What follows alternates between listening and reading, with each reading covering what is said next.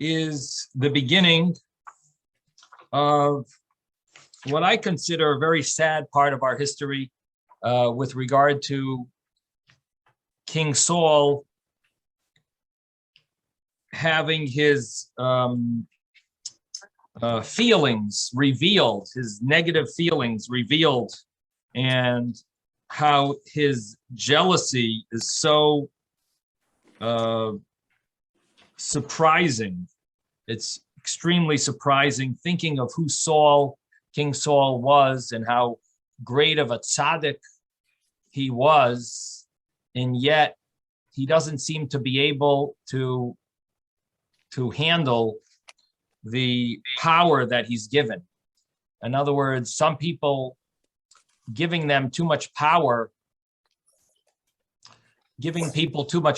sometimes it causes them to lose themselves and to become paranoid. You know, when people have too much power, they think someone else is going to take it away from them. Same thing applies to money.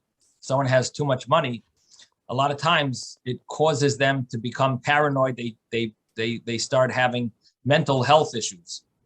And in fact, I once read an article about people who won the lottery, and it went through the life of maybe 10 lottery winners, big lotto winners, like millions of dollars.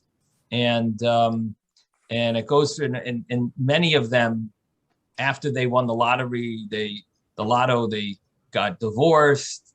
They became paranoid that their relatives were running after their money. They ended up in mental health institutions. They ended up buying a property in somewhere in the wilderness, you know, where no one will ever find them, with no phones. And so what we see is that sometimes you think certain things are blessings, and it ends up that it's not much of a blessing at all. It's really a curse.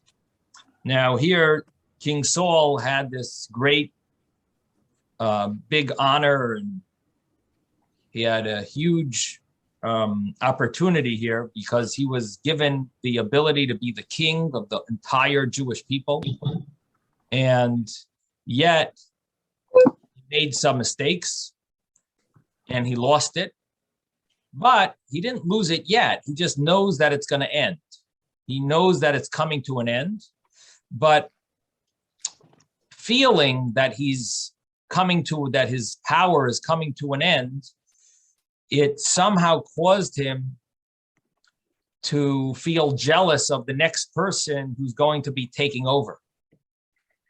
And that jealousy, what we see here is that jealousy could make someone meshuggah. It could make someone totally lose their mind. And that's what happened to Shaul HaMelech. King Saul lost his mind numerous times because he is so paranoid about King David taking over better than him. And he really, even though he knows that the prophet already told him that he's lost the kingship, and he messed up. He didn't destroy the Amalekites, which he was told to. He didn't follow the command, the initial command that he was supposed to wait for the prophet Samuel. So he had a few sins, a few mistakes that he did. And because of that, he's losing the kingship. But it wasn't taken away yet. He's still the king until he dies. Even though Shmuel, the prophet, anointed King David already, but it was not made official until later. And so here we have, in this chapter, we have how King David or I shouldn't call him king yet, because in the eyes of Shmuel, he's not yet been anointed. He doesn't know that he was anointed yet. But David has just finished winning the battle against Goliath. This is the famous story of David and Goliath, Goliath in the Hebrew.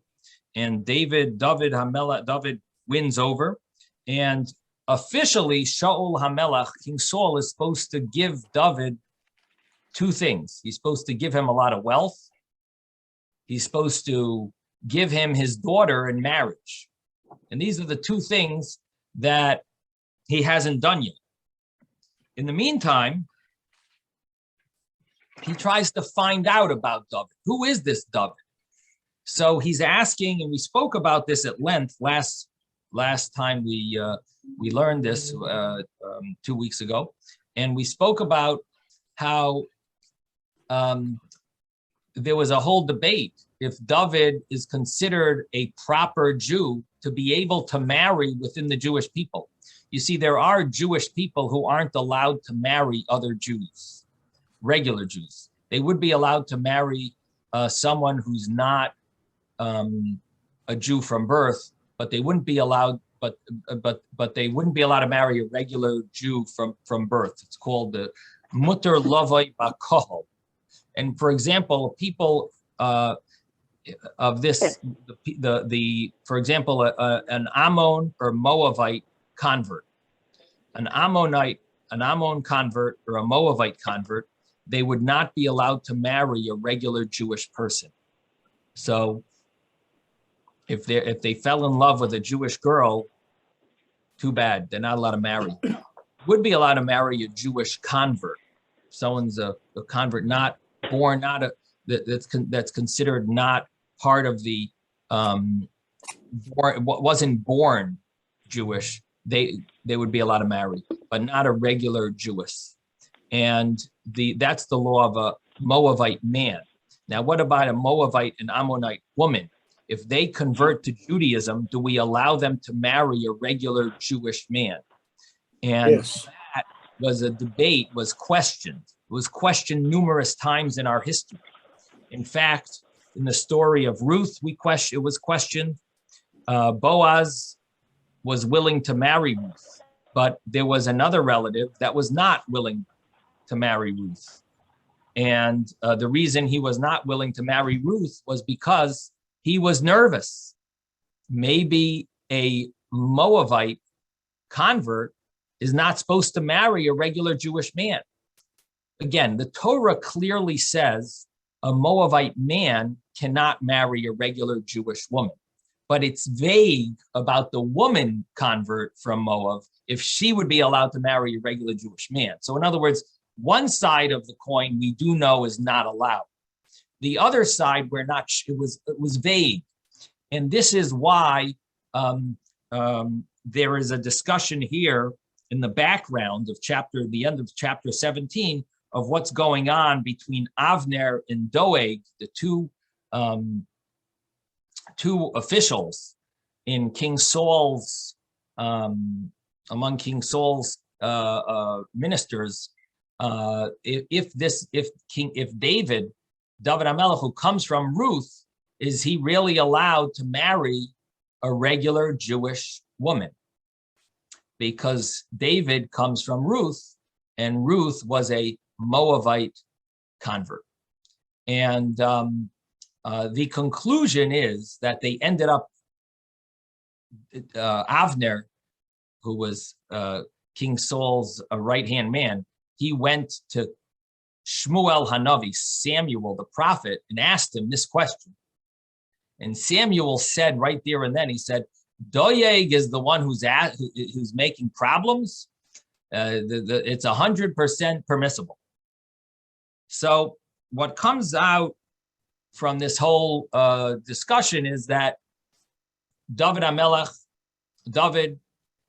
is permissible to marry a regular Jew.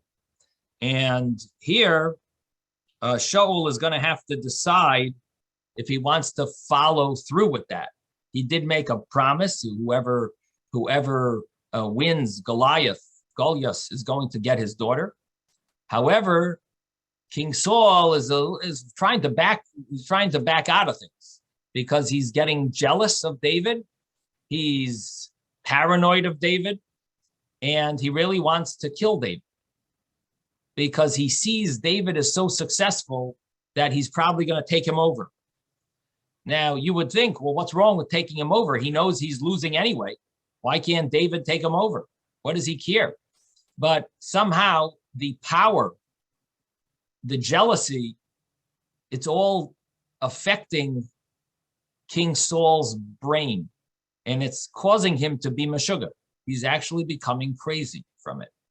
And there is a statement in the Pirkei Avos, in the Ethics of Our Fathers, that says kina, which means jealousy, taiva, desire, and kavod, honor, these three things can take a person out of this world. Moitzian es ha'adam min ha'ilam. They take a person out of this world. That if a person has jealousy, it could make him do crazy things. And I mean, you find it all the time. People are jealous. They end up killing someone because of their jealousy. I mean, how would you, how could you imagine someone jealous of someone that has some fancy iPod, or I don't know, some one of these new, little electronic things. And, you have these people have these parties, and someone is jealous, tries to take it from someone. They end up, they end up pulling out their guns and shooting. You see on the news, things like that. Jealousy could take someone, but it doesn't just, it makes you do crazy things. And Kabbalistically, it's brought down that the emotions are extremely powerful. And sometimes they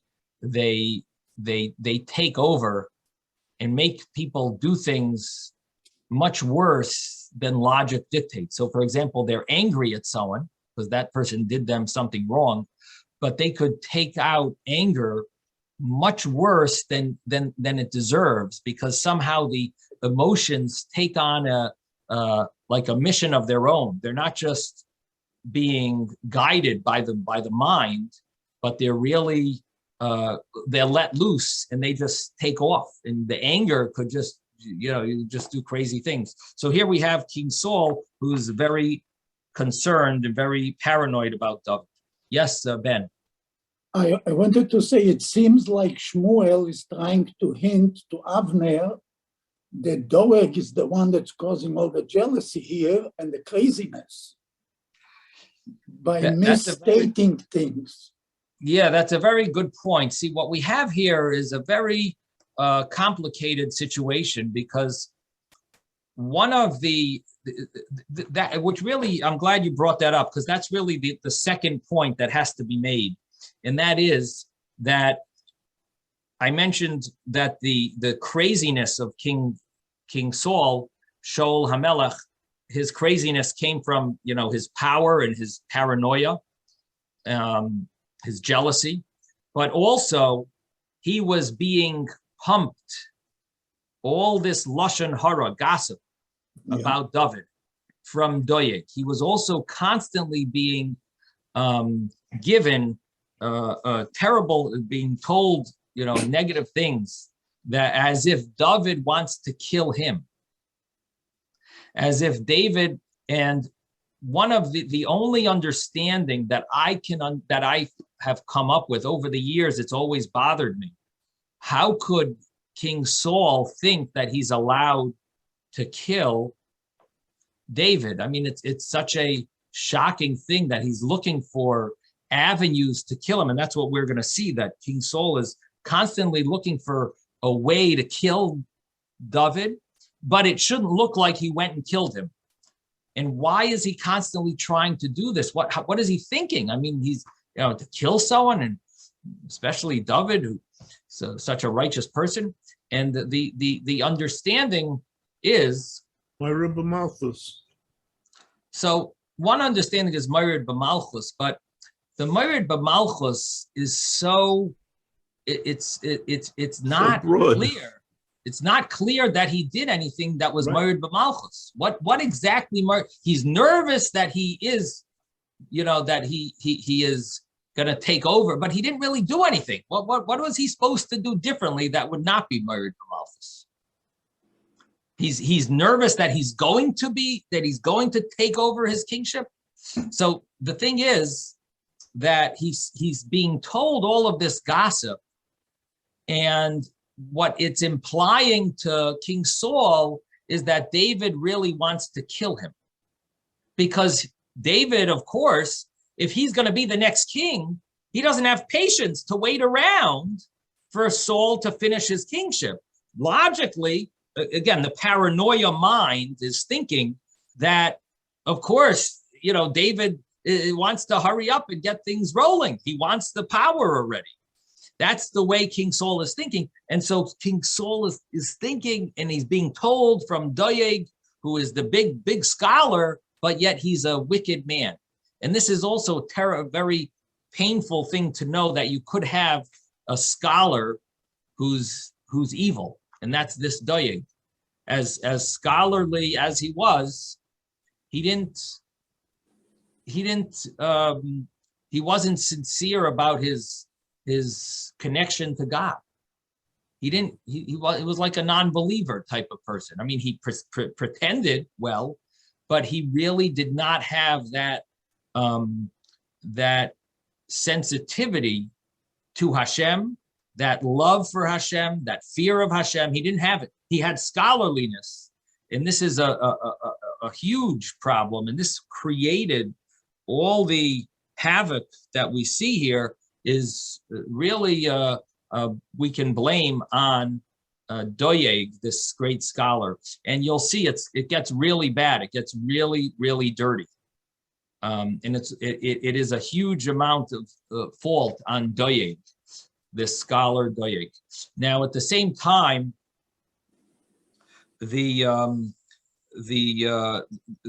while Doeg is this scholar who is sort of like a fraud, you have David, who's the righteous of righteous, and he's also a scholar.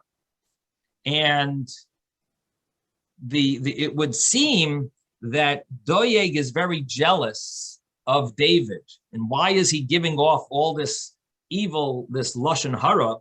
Well, on a simple level, he's afraid of his job.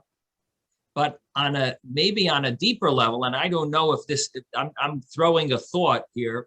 I don't know if it's brought down, but the thought that comes to my mind is that not only is he afraid of losing his position, but he's also very jealous of David, because we constantly will see the term Hashem imay. Hashem is with David.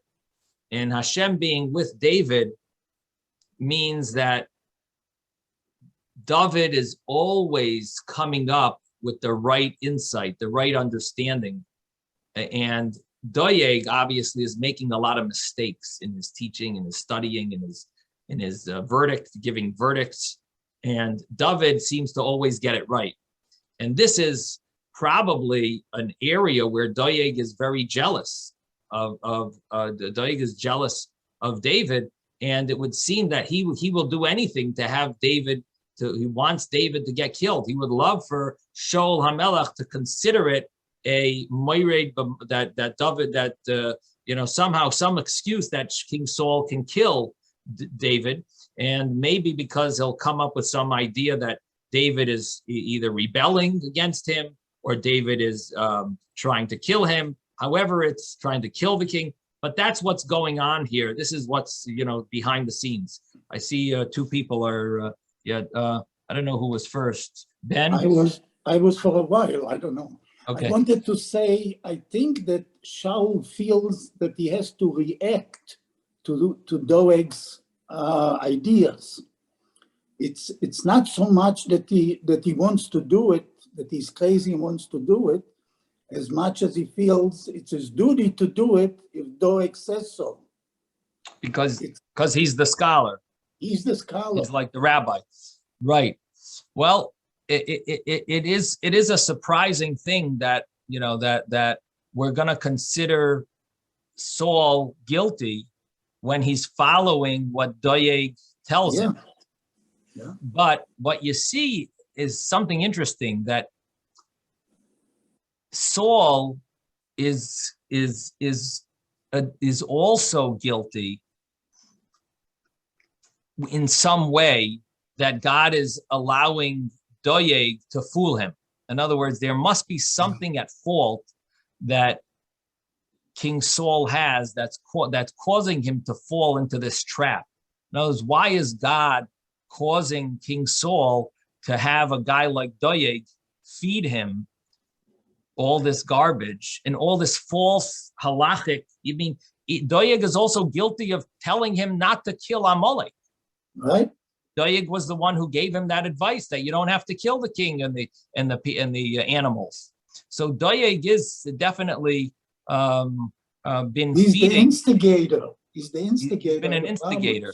At the same time, Hashem would not have caused King Saul to have someone like Doeg if Saul didn't deserve it.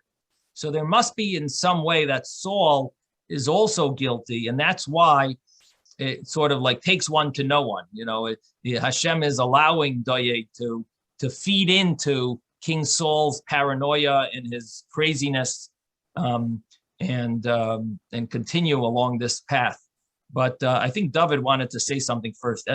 David? Yeah, I wanted to ask what happened to Samuel and his whole interaction with this whole scenario. Like, where is he? So he's very nervous, and he ran. That's right. And he's back in his place in Ramah, and we'll soon see that David, when he's in a midst of being chased after, he actually at one point runs to hide with Shmuel, or to be safe with Shmuel, because Shmuel's the one at fault a little. He's the one who told King Saul he's losing his position. He's the one who anointed David, and so Shmuel is sort of David feels like Shmuel might be able to help him out. He is the prophet of the day, you know. So that's where Shmuel is. Yes, Ezra. So we know that Shaul basically blames everybody else except himself. So why didn't he say something about Doeg? You know, I got this information from Doeg. He told me to do this. You know, and you know, if Doeg is supposed to be, you know, a I don't know if he's a prophet, but at least he's the equivalent of a Rav. So why not even say anything about it unless he knew that, you know, it was basically on his shoulders? So that's a very good question. The question really is a question on the previous story about Amalek, because that's really where the story began, with Doeg making the mistake. In other words, all the future stories that are based on Doeg, we don't have a place where King Saul has a reason to give an excuse, because these are not called mistakes. This is just the story presenting itself. The real mistake that he made that caused him to lose his kingship was back in that story of Amalek, where Doeg was the one who gave him that verdict. Now, there is a Yiddish saying called Akasha is treif. Akasha is treif means that sometimes, you know, when the fact that you're asking the question, you're already wrong. You're already wrong. You shouldn't even have such a question. And so what comes to mind is when Shmuel told Shaul exactly how to kill Amalek, and Shaul goes to Doeg and says, Doeg, is it okay if I don't kill them exactly like Shmuel said, but I'd like to do it this way or that way? And Doeg comes up with this verdict that it's okay what you did. It's okay. That kasha that Shmuel had was already treif. He messed up there. It's not Doeg's fault now. It's really Shaul's fault for even asking. You don't ask such a foolish question. That type of question you should never have asked. That's maybe an answer. That he should never have had a thought to even ask such a foolish question. And there is a statement in the Talmud that says, "B'derech she'adam roitza leilech ba ma'lichan oiseh." The way that a person goes, Hashem takes him along that way. So he asked such a question, he got such an answer, and that answer led him further away from the path that he should have taken. So the idea is that some things are out of question. And that's what it seems like, that he couldn't blame Doeg because it's not totally Doeg's. It's not really all Doeg's fault. It's his fault also for even allowing such a thought to enter his mind. Anyway, that's what comes to my mind. Okay, so we're on chapter 18, and now that we've discussed what's going on here a little, now we'll see it inside. We're in chapter 18, verse 6. We're in the book of Samuel 1, Shmuel Aleph, and chapter 18, verse 6. It happened that when the troops came back, when David returned from slaying the Plishtim, that the women from all the towns of Israel came out to sing with timbrels to greet King Shaul, with drums, with gladness, and with cymbals. And verse 7, the rejoicing women called out and said, Shaul has slain his thousands, and David his tens of thousands. Shaul grew very angry, and this matter was disturbing in his eyes. So what's happening here is that Shaul is now getting incited by the song that the women are singing. The women are singing. This was part of the way they used to encourage soldiers to want to volunteer to become a soldier, was that they would have, when the Jewish people came back victorious from the army, from the war, when they came back victorious, the women would all get out and sing a song of praises for the soldiers. And by doing that, it would encourage more people to want to join. And so this, now, of course, they didn't exactly sing, because singing is not appropriate for men to hear women singing. Women can hear women singing, but men could become attracted. It wouldn't be appropriate. So they didn't actually sing. They would recite it as it was recited, but it was a song of praise. And the song that they sang was that Shaul killed thousands, but David kills tens of thousands. Now, they're dealing with the enemy. So you have to understand, first of all, we're dealing with the enemy, the Plishtim. The Plishtim are, would kill Jews left and right. No, they had no problem. We're trying to get rid of this enemy. We had already warned them about leaving Israel. So now the problem that Shaul has is they're really they're making it like a embarrassment for him. They're saying he only kills thousands, but David, who's only who's not the king, they're saying such a praise about him that he killed tens of thousands. So Shaul is jealous. Not only is he jealous, he doesn't like the fact that they're singing his name without saying the king, King Shaul. They're just saying Shaul. And this is also leading into his paranoia that he's losing the kingship and David is going to take it from him. So it's giving more, adding fuel to the already challenged situation and relationship here. And now comes the next verse. He said, they have attributed to David tens of thousands, while to me they have attributed thousands. He is lacking only kingship. And Shaul eyed David with suspicion from that day on. So here is where there is this jealousy that's becoming very revealed. And verse 10 says, interesting term, it says about King Saul's incoherent situation. It happened the next day that a spirit of melancholy from God came upon Shaul, and he raved incoherently in the house. And David was playing the harp with his hand, as he did every day, and the spear was in Shaul's hand. Now, it's interesting, it uses the term vayisnabe, which normally means prophecy, which sounds like Shaul prophesied. But what it means here is, just like prophecy is speaking words that are beyond logic, that's what Shaul was doing. The only thing is, it wasn't words beyond logic. It was incoherent words. It wasn't beyond, it was below logic, so to speak. It wasn't above logic. It wasn't like prophecy. but it was, separate than logic. So that's why it uses this Hebrew term vayisnabe, which is the same word as nevuah, prophecy, because King Shaul he lost it. And he has the spear in his hand. And in verse 11, then Shaul hurled the spear, saying to himself, I will thrust it through David into the wall. So what he's thinking is this. He's going to throw it into the wall, and he'll pretend that it's more of a mistake that it hit David. Now, why does he have to do that? If he feels David is deserving of death, why is he looking for it not to be clear? Why doesn't he just have him killed?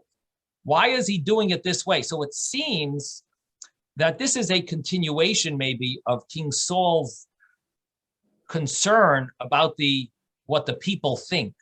He doesn't want the people to think that he killed David because he's afraid of what they'll say. After all, everyone knows that David is the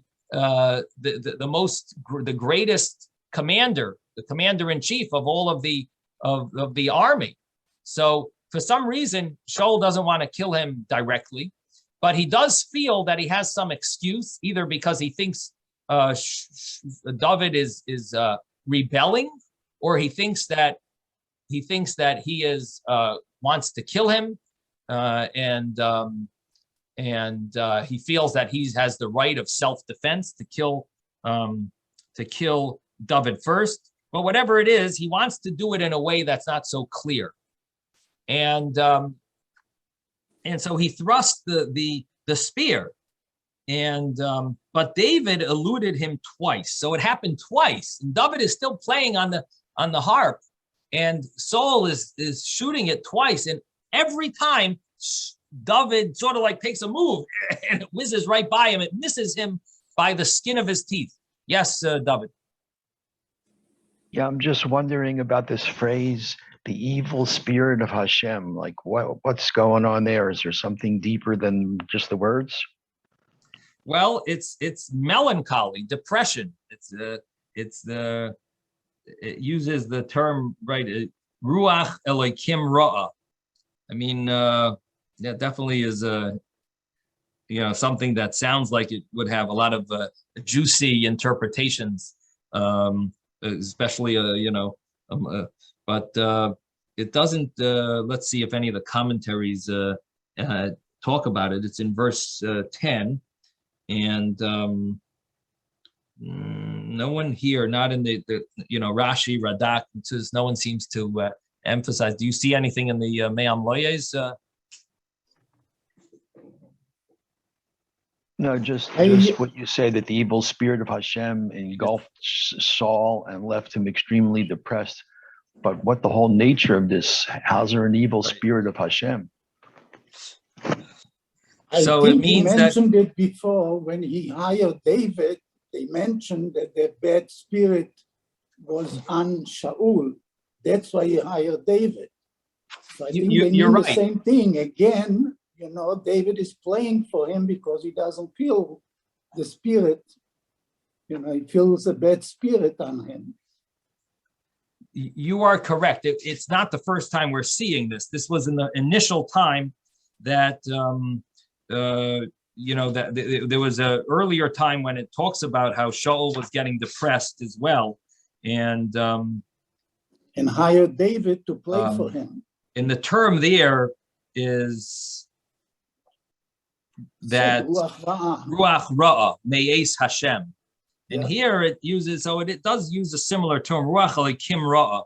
So it uses a similar term there. I do feel like there probably is some juicy commentary from but it's the simple meaning is that this is just the depression. He was going through depression. This is but in any event, okay. But I wanted to say also that Shaul knows that his job is done. He's losing the kingship. He just doesn't know when. But he feels that as long as David is alive, maybe it's sooner than later. Right. So that's why he's trying to get rid of David.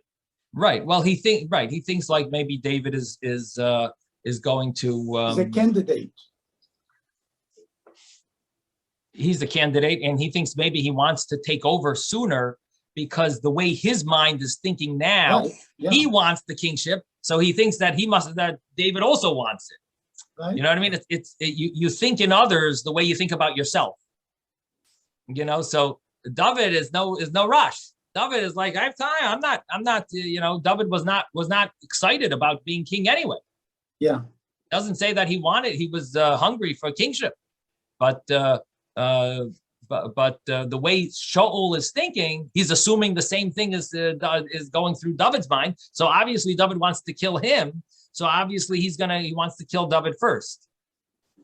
But according to that logic, I mean, it is surprising why he doesn't want to just kill David directly. Why doesn't he want to kill David directly? And he wants to, throw his spear and you just say, okay, officers, kill David. He was rebellious. I mean, anyway, it is a little surprising.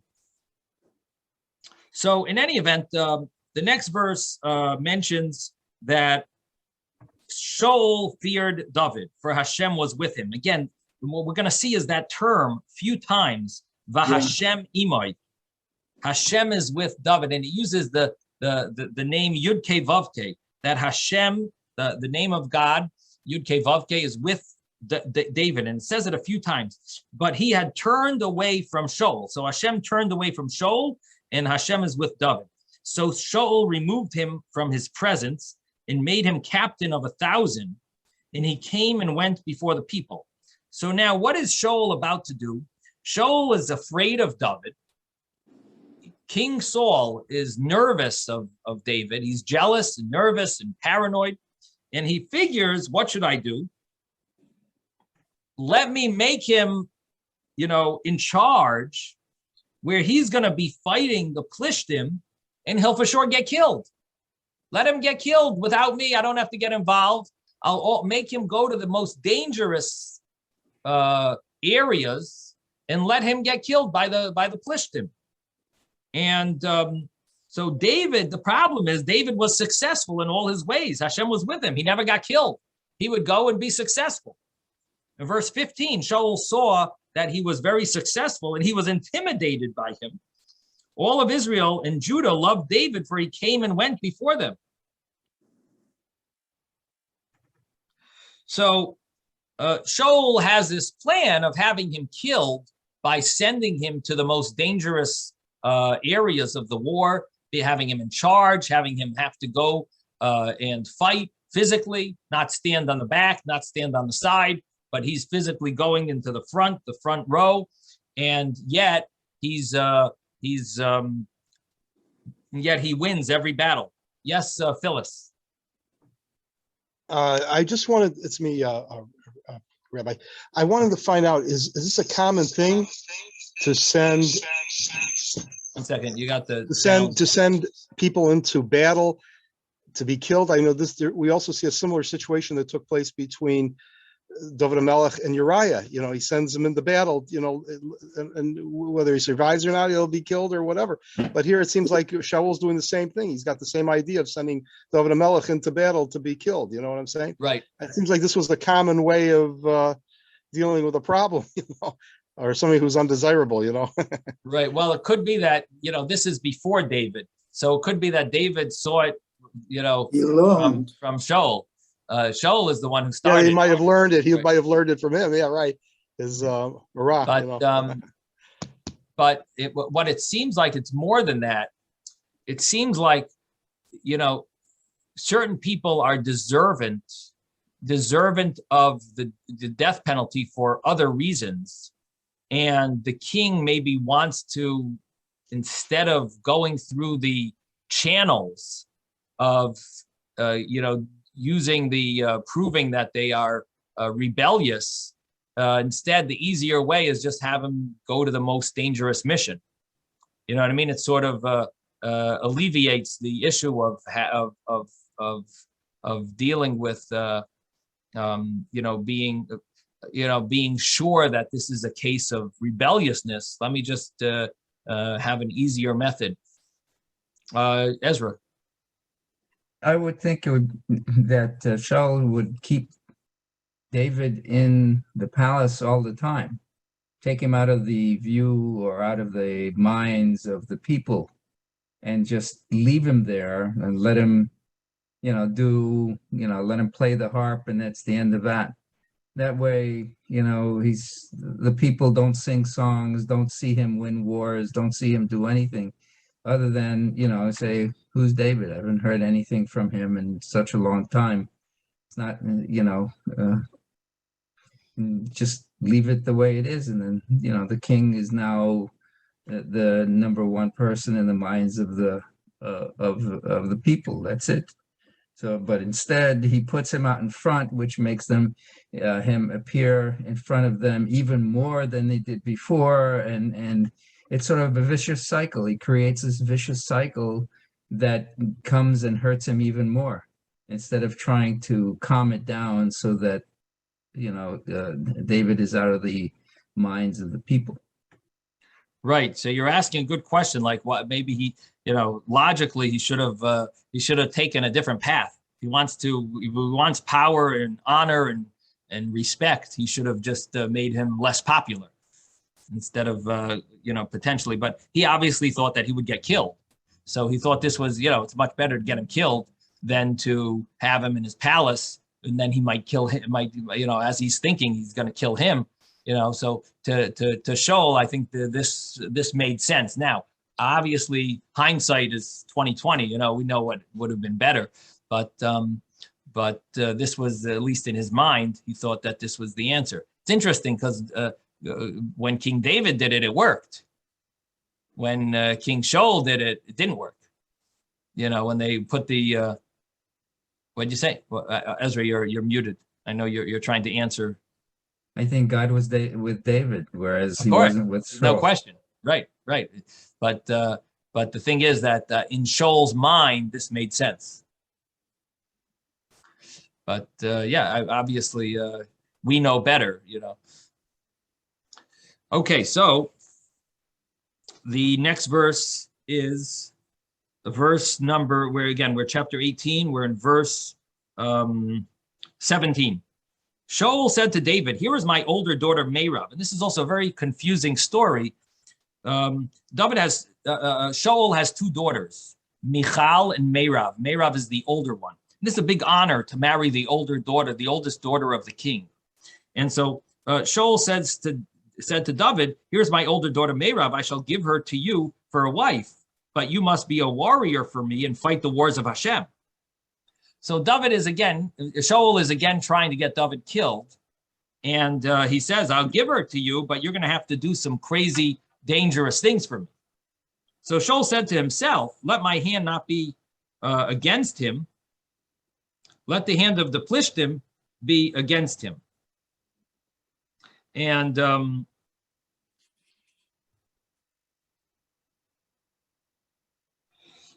what this means is that Shaul said, "I don't want to kill him. I want the Plishtim to kill him."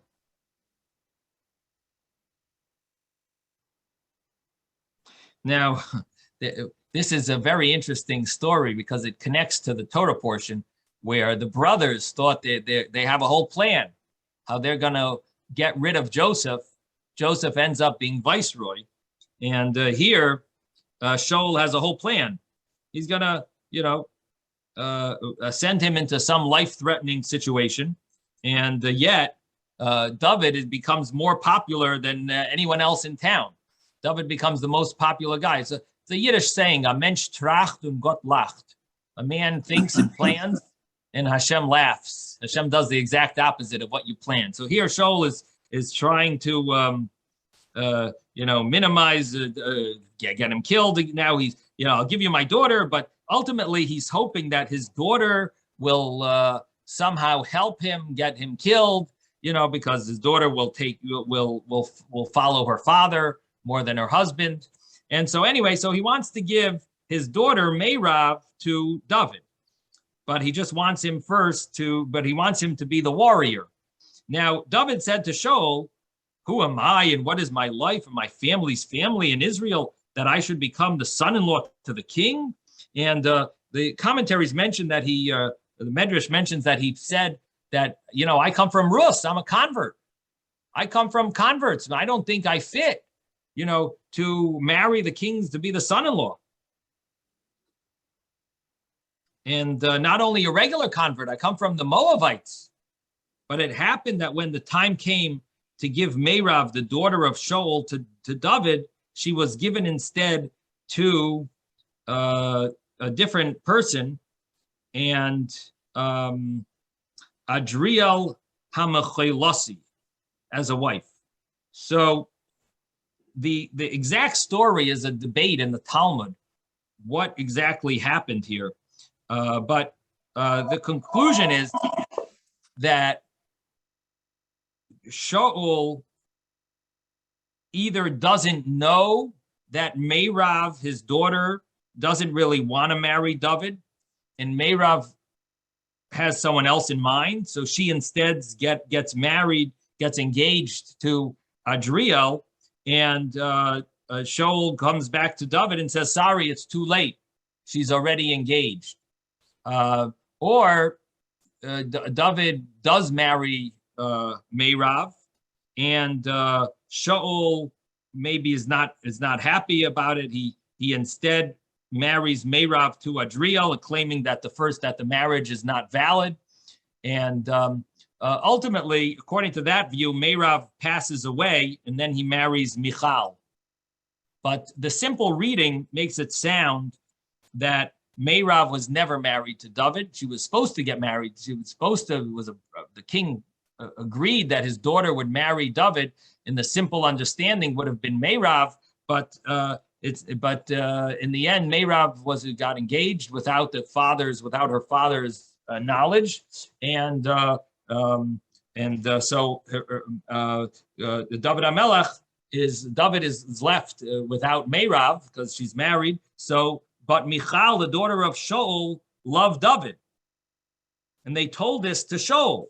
So David's second daughter, Michal, she really loves David, and so they told this to Shaul, and it was proper in his eyes. And Shaul thought, and here it tells us his thoughts, that I will give her to him, and she will be a snare to him. And the hand of the Plishtim will act against him. So Shaul thinks that he's going to use it.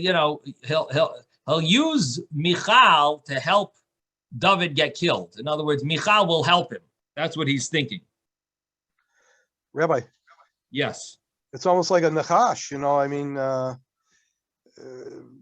that's very undermining, Yeah. It is very, I must say, this is a very sad part of our history. I don't enjoy so much reading this because of it's just so shocking, everything about it.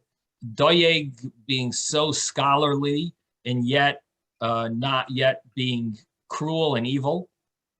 And Shaul being so righteous and yet being so jealous and having such these type of negative, terrible traits. Where it's connected to the fact that he's depressed and he's the power, the power struggle. Rabbi, could I ask a question? Crazy, but it's definitely not the happy stories that we read about. Yes. What would have happened? We say that when we go up to the bima, or somebody's called to be a Hazan to replace another Hazan, that the person should refuse a few times before he's allowed to go up to the bima and continue where the other Hazan left off. Couldn't he have approached us in the same way, David HaMelech with Shaul, and said, look, I don't want this position. I was appointed, but I don't want this position. And he could have refused it a few times, and perhaps Shaul would have seen that he's genuine about it, but would have seen that he has no choice but to allow him to do that. but in such a way that it wouldn't have created such turmoil and such jealousy. You know what I'm saying? Right. Well, you're talking about a very nice American way of just etiquette of you just explain to them, but you're dealing with the guy who's the king of the entire Jewish people. The power that he has in his hand. This is you could tell saying those words will be worth zero, and it'll be have the opposite meaning. He'll say, "Oh, that's the audacity that David has to even talk about being king in front of me." I mean, that might be the epitome of rebelliousness. You know what I mean? You're dealing with, that's a nice thing between you and me. We could talk, you know what I mean? But when you're dealing with the people who live by the sword, dealing with a different lifestyle, a whole different personality, mentality, and so the story here continues, and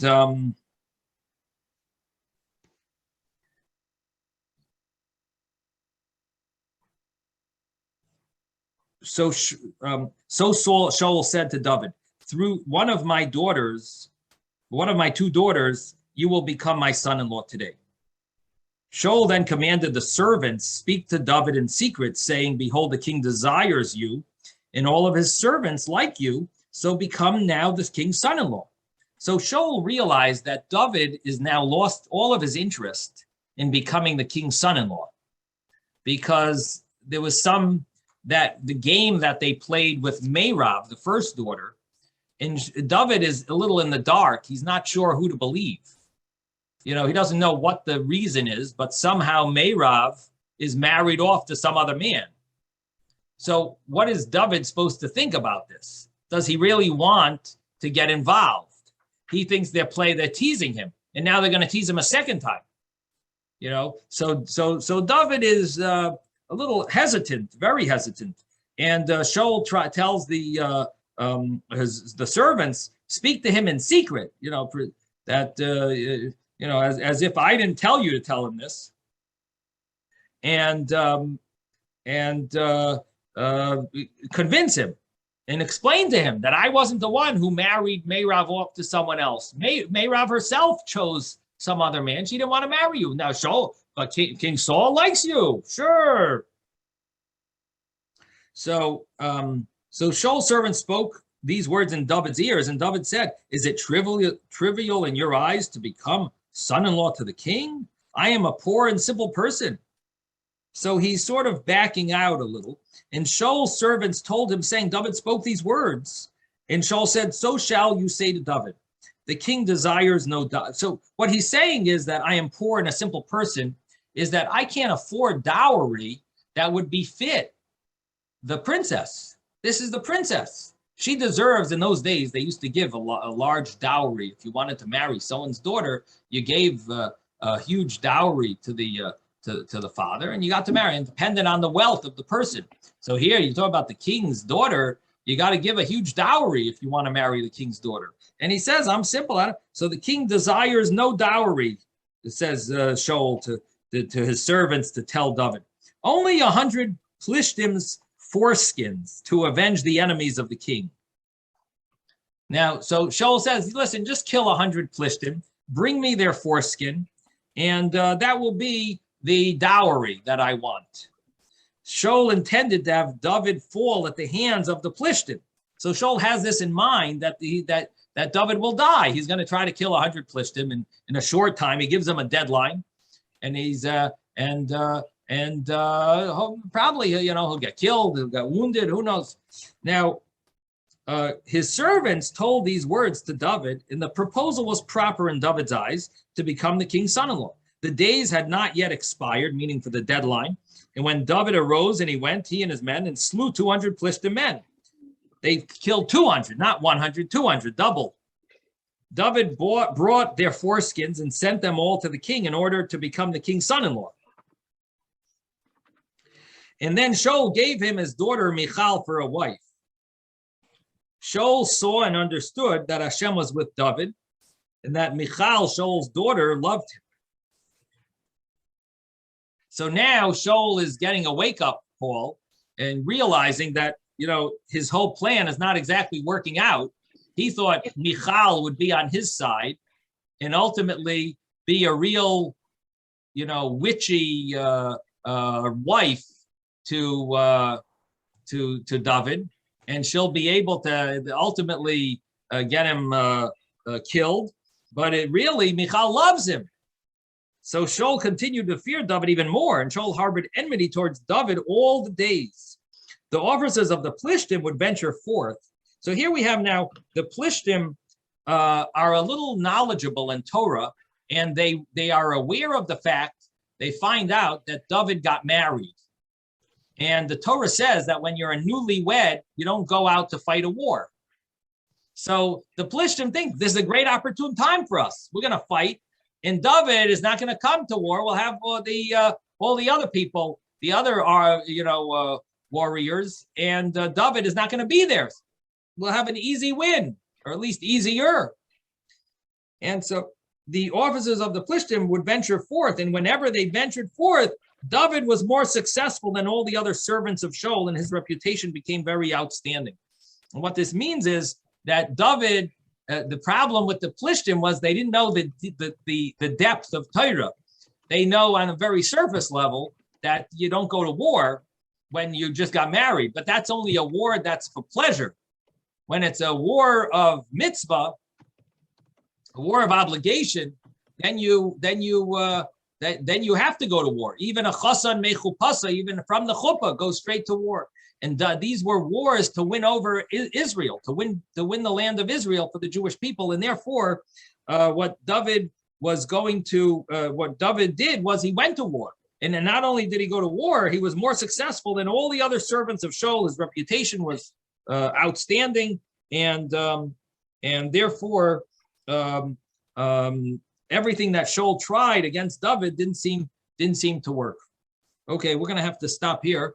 If anyone has any questions, you may